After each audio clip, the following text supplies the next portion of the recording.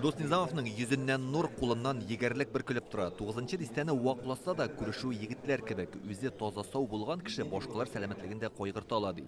Илдос әфәнде хирург, Низамовлар нәселендә табиблар династиясенә нигез салучы ул. Гомуми хезмәт стажлары 379 ел. Бу эш белән әлдә мин шөгыльләнәм. Менә безнең институт битендә врачларның белемен күтәрә торган институт. Монда төрле специалистлар килә. Мин кем ул врач?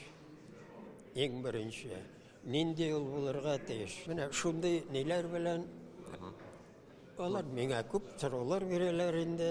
Бүгенге тантанага хатыны, балалары, оныклары белән килгән. Яшьләр дә бабалары үрнәгендә медицина тармагын сайлый. Мин бу атмосферада бәләкәйдән күстем һәм шуңа күрә бу иң дөрес юл булып миңа күренде.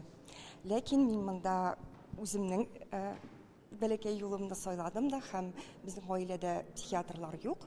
Мин психиатрияны, психотерапияны сайладым үземнең һөнәрем итеп. Бүген табиб һөнәренә тугры калган династияларны Казан ратушасында хөрмәтләделәр. Монда килүчеләр фотокүргәзмә белән таныша. Менә Садыковлар. Гомуми стажлары 335 ел. Вакытсыз арабыздан киткән сәламәтлек саклау министры Марат Садыков та шул нәсел дәвамчысы иде. Бүгенге тантанага аның якыннары килгән. Әти, ул әйтте, син врач буласың. Мин бердә укынмыйм.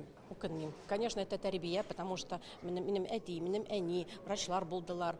И мин әйттем, что мин врач булам. Илсур Метшин табибларга рәхмәт сүзләрен җиткереп, бу һөнәрнең бик әһәмиятле булуын әйтте. 10 династия вәкилләренә рәхмәт хатлары тапшырды ул. Я вырос в семье медсестры, которая... Мин шәфкать туташы гаиләсендә үстем. Үзем дә хирург булырга хыяллана идем. 10-нчы сыйныфта ак халат киеп, үзәк хастаханә коридорларында йөргәнем хәтердә.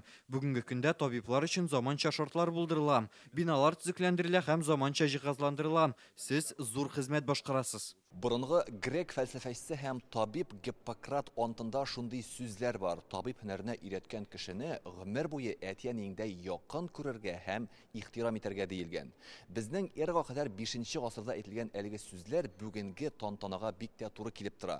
Монда нәкъ менә әтиянисе үрнәгендә табиб һөнәрен сайлаган династияләр җыелган. Табиблар династиясендә тәрбияләнгән белгечләрнең эшкә карашы, җаваплылыгы да икенче төрле ди белгечләр, чөнки һәр нәрсәне аңлап үсәләр. Гаиләдә гореф-гадәтләрне саклап, гаиләдә тәрбия биреп үстергән безнең остазлар, безнең укытучылар, алар үзләренең белемнәрен үзләренең балаларына, оныкларына күчерәләр.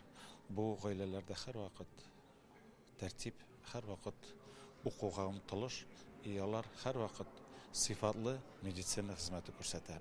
Бүгенге көндә Казанда медицина тармагында эшләүче 100дән артык династия исәпләнә. Яңа ел алдыннан табибларны хөрмәтләү күркәм традиция. Илдар Сафиуллин, Рамзил Гарипов, Яңа гасыр каналы.